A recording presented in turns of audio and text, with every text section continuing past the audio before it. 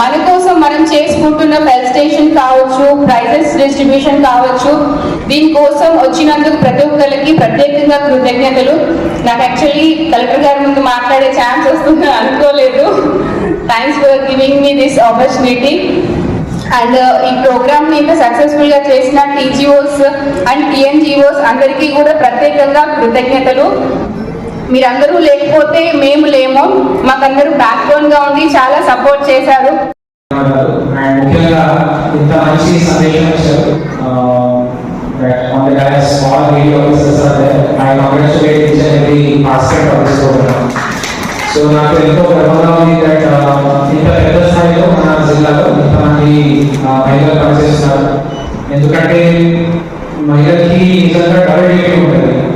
So ఇక్కడ ఎంత సమయం ఎందుకు కూర్చోలేదంటే ఇంట్లో చాలా పనులు ఉంటాయి. నాకైతే ఏం పనులు లేదు కాబట్టి నేను కూర్చొని ఉన్నాను. సో అది ఒక భరోసా ఉంటుంది ఇంట్లో చూసుకుంటున్నారు.